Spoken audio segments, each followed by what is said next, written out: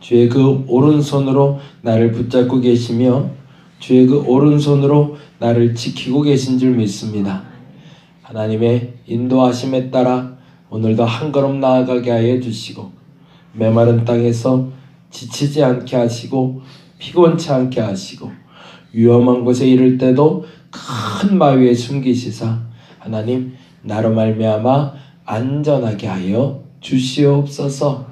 계획하고 준비하는 일들을 성큼성큼 나갈 때도 있고 더디 가더라도 앞으로 가야 될 때가 있습니다. 분명히 구별할 수 있는 지혜 허락하여 주시고 주어진 환경, 상황을 잘 활용할 수 있는 우리가 되게 하여 주시옵소서. 기회를 허락하신 줄로 믿습니다.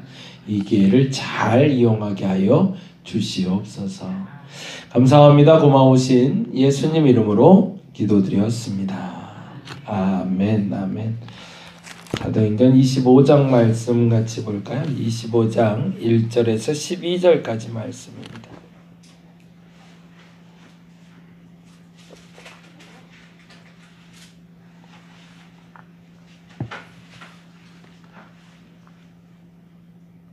(25장) 1절에서 12절 우리 다같이 한 목소리로 읽도록 하겠습니다.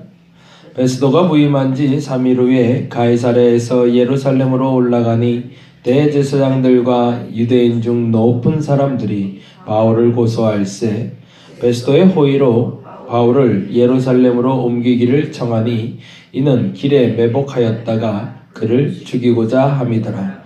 베스도가 대답하여 바울이 가이사랴에 구류된 것과 자기도 멀지 않아 떠나갈 것을 말하고 또 이르되 너희 중 유력한 자들은 나와 함께 내려가서 그 사람에게 만일 옳지 아니한 일이 있거든 고발하라 하니라. 베스도가 그들 가운데서 8일 혹은 10일을 지낸 후 가이사랴로 내려가서 이튿날 재판 자리에 앉고 바울을 데려오라 명하니 그가 나오매 예루살렘에서 내려온 유대인들이 둘러서서 여러 가지 중대한 사건으로 고발하되 능히 증거를 대지 못한지라. 바울이 변명하여 이르되 유대인의 율법이나 성전이나 가이사에게나 내가 도무지 죄를 범하지 아니하였노라 하니 베스도가 유대인의 마음을 얻고자 하여 바울더러 묻되 내가 예루살렘에 올라가서 이 사건에 대하여 내 앞에서 신문을 받으려느냐. 바울이 이르되 내가 가이사의 재판 자리 앞에 섰으니 마땅히 거기서 신문을 받을 것이라. 당신도 잘 아시는 바와 같이 내가 유대인들에게 불의를 행한 일이 없나이다. 만일 내가 불의를 행하여 무슨 죽을 죄를 지었으면 죽기를 사양하지 아니할 것이나 만일 이 사람들이 나를 고발하는 것이 다 사실이 아니면 아무도 나를 그들에게 내줄 수 없나이다.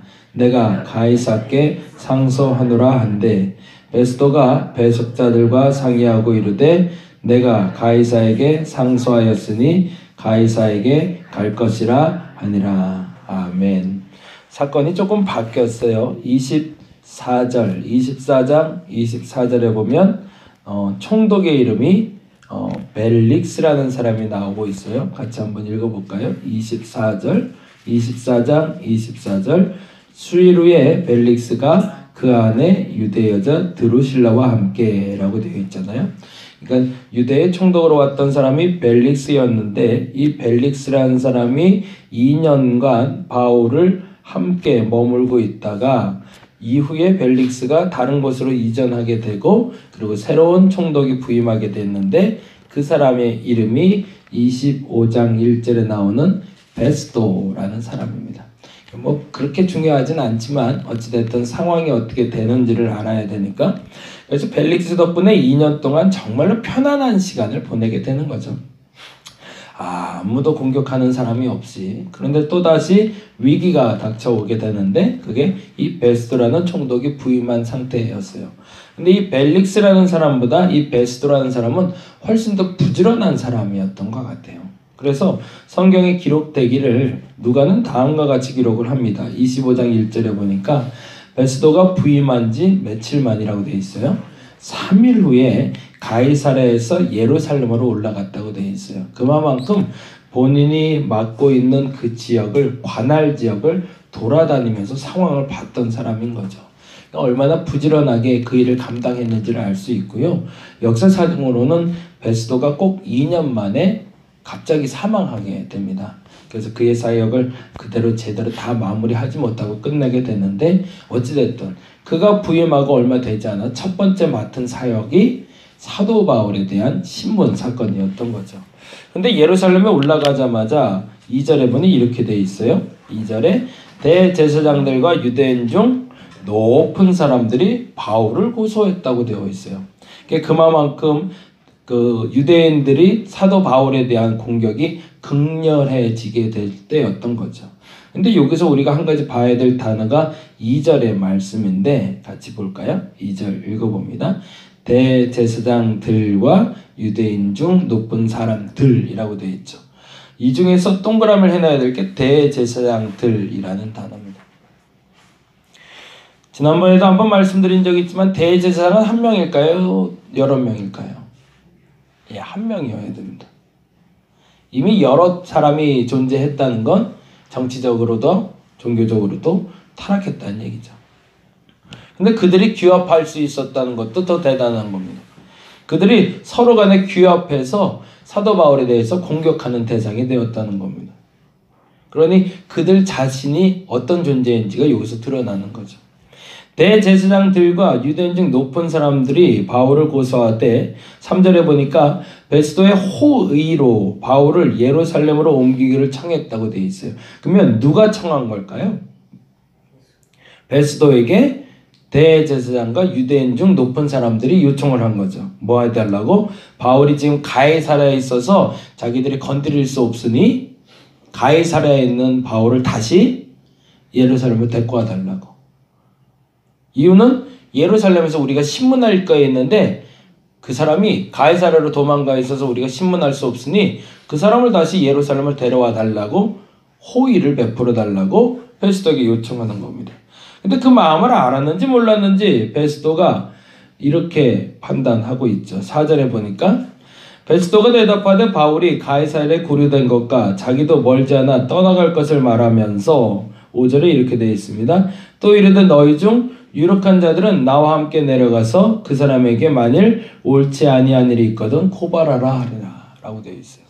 내가 여기 유대에서 예루살렘에 머무는 시간이 그리 오래지 않는데 만일에 너희들이 그렇게 급하면 내가 또 가서 그 사람을 데리고 오는 시간보다 어차피 내가 가이사랴로 또 갈 거니까 나랑 갈 때 같이 가자고 얘기하는 거죠. 그렇게 급한 일이면 그렇게 하는 게 맞지 않겠는가? 그건 뭐 정말 말에는 전혀 문제가 안 되는 거니까. 근데 그 가운데 유대인의 마음속에는 3절의 마음이 있었던 거죠. 3절 볼까요? 베스도의 호의로 바울을 예루살렘으로 옮기기를 청하는 그때 그들은 어떤 마음이 있었대요? 이는 길에 매복하였다가 누구를? 그를 죽이고자 함이라. 그러면 길에 매복한 사람들은 누구고 그는 누굴까요? 길에 매복한 사람들은 대제사장과 유대의 높은 사람들이 고용한 사람이겠죠. 그리고 그는 바울을 얘기하겠죠. 예루살렘을 데려와서 재판을 할 마음이 있었던 것이 아니라 예루살렘으로 데려오는 중에 길에서 죽일 생각을 가지고 베스도에게 요청했던 거죠. 근데 그 요청에 대해서 베스도가 전혀 알지 못하고 했는지 아니면 그 게임을 넘어가지 않고 말했는지 몰라도 너희들이 그렇게 급하면 바울을 내가 데려오느니 차라리 너희들이 나랑 같이 가이사랴를 가서 신문하자라고 된 거예요. 그래서 다음 얘기가 이렇게 진행이 되는 겁니다. 6절 말씀 베스도가 그들 가운데 8일 혹은 10일을 지낸 후 정말로 가이사랴로 내려가서 이튿날 재판자리에 앉습니다. 왜 그랬을까요? 정말 그 유력한 자들이 쫓아온 거죠. 그래서 예루살렘에서 쫓아와서 가이사랴에 모여서 베스도와 함께 신문이 다시 시작이 되는 겁니다. 그것이 목적인 줄 알았던 거죠. 베스도 입장에서. 부임하자마자 처음에 유대인들에게 그 칼을 넘겨준 것이 아니라 스스로가 그 칼을 가지고 어떻게 해야 되는지를 다시금 묻는 시간을 갖고 있는 거죠. 어찌 보면 굉장히 지혜로운 사람일 수도 있죠. 베스도라는 사람이. 사실은 유대인의 유력한 사람들이 왔고 대제사장들이 왔다는 일을 보면 그들의 마음을 얻고자 했으면 굳이 이렇게까지 할 필요가 없었는데 베스도가 어떤 의도로 그렇게 했는지는 나중에 밝혀지지만 결국에는 유대인들의 마음에 더 호의를 얻고자 그들에게 배려한 사건이 이거였는데 유대인들에게 호의를 베푼 것이 아니라 오히려 낭패의 결과를 갖고 오게 된 거죠. 그리고 나서 베스도가 사도 바울을 만났는데 사도 바울에게 꼭 들어야 될 이야기를 듣게 됩니다. 그게 10절에 있는 얘기인데요. 같이 한번 읽어봅니다. 바울이 이르되 내가 가이사의 재판자리 앞에 섰으니 거기다 줄을 좀 쳐놨죠. 그 말은 다른 말로 하면 나는 유대인이긴 하지만 로마 시민이다 라는 얘기예요. 유대인들이 나를 재판하고 신문할 수 있는 나는 유대인이기도 하지만 실질적으로 나의 죄에 대해서 물을 수 있는 대상은 로마 사람이기 때문에 로마의 황제밖에 없다라고 말하는 거죠. 그러고 나서 이렇게 얘기합니다. 10절 말씀 마땅히 거기서 신문을 받을 것이라 당신도 잘 아시는 바와 같이 내가 유대인들에게 불의를 행한 일이 없나이다. 그리고 나서 이 베스도를 약간 높여주는 거죠.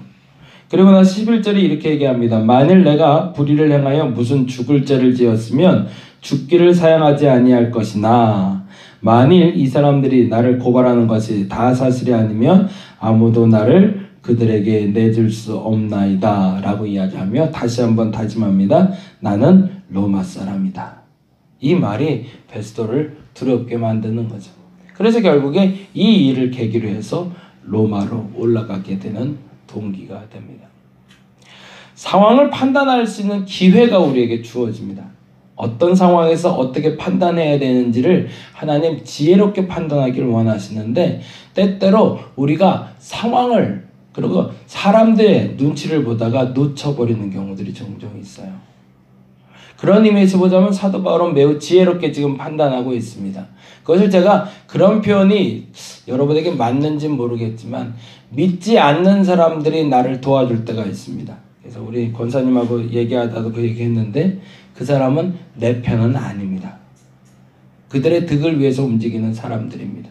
그러나 그들을 이용해서 내가 한 걸음 더 나아갈 수 있음도 믿을 수 있어야 됩니다. 왜냐하면 세상과 그리스도인들은 분리된 사람이 아니기 때문에 그렇습니다. 완전히 분리된 사람들이라면 세상에서 움직이는 것과 나는 따로 움직여야 될 거예요. 근데 하나님은요, 그 세상의 움직임을 통해서 그리스도인들의 도를 완성해 가길 원하세요. 그러니까 세상에 있는 사람들이 지저분하고 더럽다고 해서 그들과 멀리 하라고 하나님 부르신 것이 아니라 그들과 함께 동행하며 너의 뜻을, 정확히는 나의 뜻을 이루라 하십니다. 베스도에게 편법을 쓰는 것처럼 보일 수도 있어요. 로마 시민이라고도 어쩔 땐 말하고 어쩔 때는 시브리인이라고도 말하고 어쩔 때는 헬라어를 했다가 어쩔 땐 시브리어를 말했다가 그래서 바리새인과 사두개인을 갈라놨다가 여러 가지 단어를 써가면서 사람들을 사분노를 찢어버리기도 하고 그들과 함께하게 하는 사도 바울을 통해서 우리가 한 가지 깨달아야 될 점은 내게 주어진 환경 속에서 내게 본래 주어진 자격은 마음껏 10분 활용하는 것은 죄가 되지 않는다라는 거죠. 한 걸음 더 올라갈 수 있는 기회를 주셨는데 그것을 순전한 마음이라는 착각 속에서 멈춰있는 어리석음이 없었으면 좋겠습니다. 하나님은 저와 여러분이 한 걸음 더 나아가기를 원하십니다. 지금 멈춰있지 않기를 바랍니다. 이 사람들하고 내가 격이 다른데 이 사람들하고 어떻게 어울려? 라고 말하지 마시고 그들과 어울리는 것이 득이 된다고 여겨진다면 정확히 말하면 그들을 밟고 그리스도의 일을 해야 된다고 여겨진다면 마음껏 밟고 올라갈 수 있는 저와 여러분들이었으면 좋겠습니다. 근데 안타깝게도 사람들이 그것은 경멸해야 될 대상이고 그것은 함께할 사람이 아니니 나는 내 뜻대로 끝까지 소크라테스처럼 그 죄가 없음에도 불구하고 죽음을 맞이하겠다. 그것만이 옳은 것은 아니라는 거죠. 때에 따라서 구별할 수 있는 지혜를 달라고 기도할 수 있는 저와 여러분의 오늘이 되기를 간절히 바랍니다. 그래서 오늘은 이렇게 좀 기도했으면 좋겠어요. 순간 주시는 생각을 놓치지 말게 해달라고. 만일에 바울이 이 순간에 해야 될 그 말을 놓쳐버렸다면 그는 예루살렘으로 잡혀가서 결국엔 죽임을 당하고 말았을 겁니다. 순간 주시는 마음을 놓치지 않고 결단하여 앞으로 나가게 하옵소서. 그 순간에 움직이실 하나님이 저와 여러분을 앞으로 나갈 수 있도록 도와주실 겁니다. 그렇게 기도하셔서 오늘 한 걸음 더 전진하는 저와 여러분 되시기를 간절히 바랍니다. 기도하겠습니다. 사람들에게 기회를 주시는데 그 기회를 자꾸 놓칩니다. 저건 더러운 거니까. 베드로에게 벌레를 보여주며 먹지 못해야 될 거를 보여주자 그것은 내가 평생 먹지 않았던 것이니 안 먹겠다고 요청했다가는 고넬료를 만날 수 없었습니다.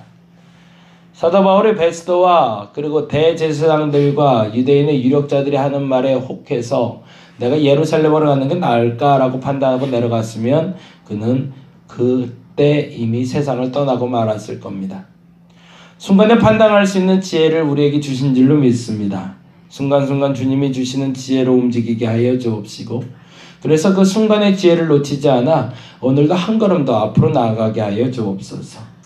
더디 가더라도 바로 갈 수 있도록 하여 주시고 속히 가야 될 때가 있고 빨리 가야 될 때가 있고 천천히 가야 될 때는 있지만 더 중요한 것은 앞으로 나아가게 하여 주옵소서. 다시 한번 하나님께 지혜를 구합니다. 순간에 대한 판단력을 놓치지 말게 하여 주옵시고 그 순간에 대한 판단력으로 하나님의 일을 도모하는 우리가 되게 하여 주시옵소서. 감사합니다. 참 감사합니다. 오늘을 허락하신 주님께 감사드리며 고마우신 예수 그리스도의 이름으로 기도드렸습니다. 다 같이 기도하고 돌아가도록 하겠습니다.